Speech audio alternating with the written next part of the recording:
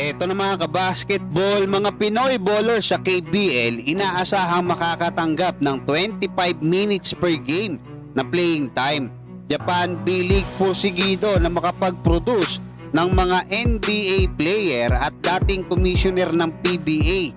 Hindi natuwa sa ginawa sa kanya ng PBA. Pero bago yan, huwag kalimutan mag-like at mag-subscribe bilang pagsuporta sa pinakabagong update ng pinaka-legit na source natin dyan nga sa KBL. Ay sinabi niya na karamihan daw sa mga Pinoy bowlers na naglalaro nga dyan sa KBL ay makakatanggap ng 25 minutes per game na average. So napakaganda niyan mga kabasketball.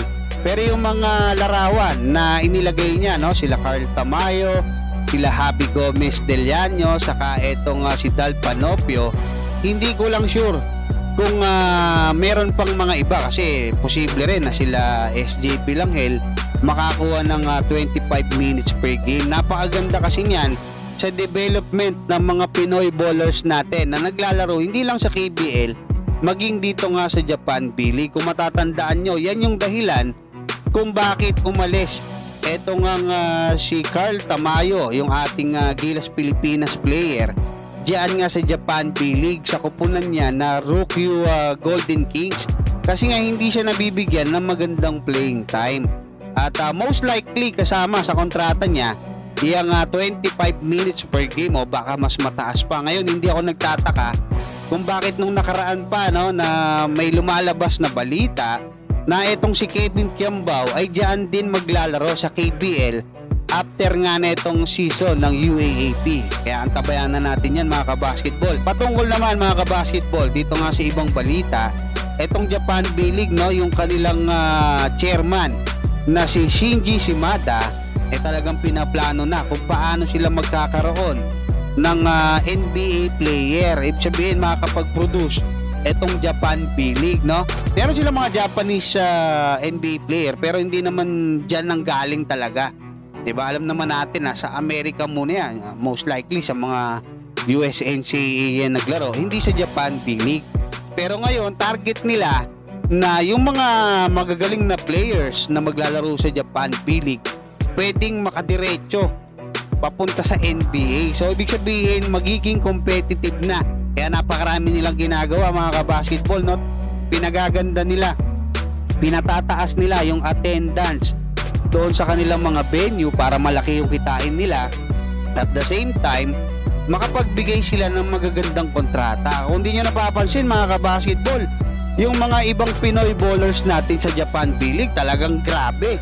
Sipin nyo si Kai, 600 to 900,000 US dollar ang sahod niya per year. Ito namang si Dwight Ramos, 600,000 US dollar. Mas malaki pa po yan sa isang two-way contract. So ang two-way contract kasi mga kabasketball, as of May 14, 2024, 559,000 US dollar.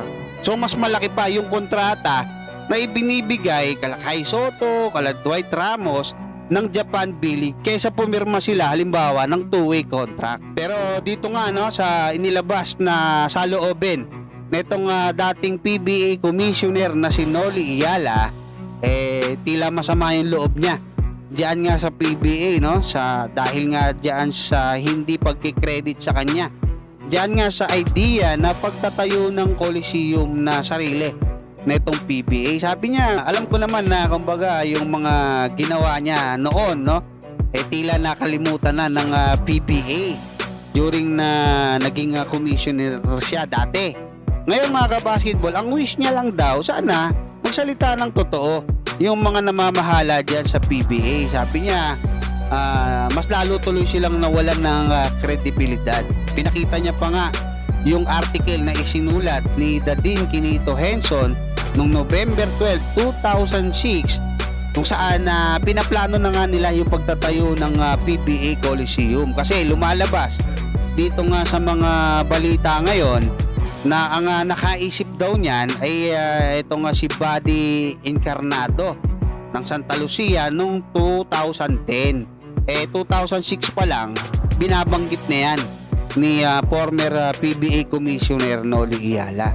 So hanggang dyan lang muna mga kabasketball. Maraming salamat at God bless sa inyong lahat.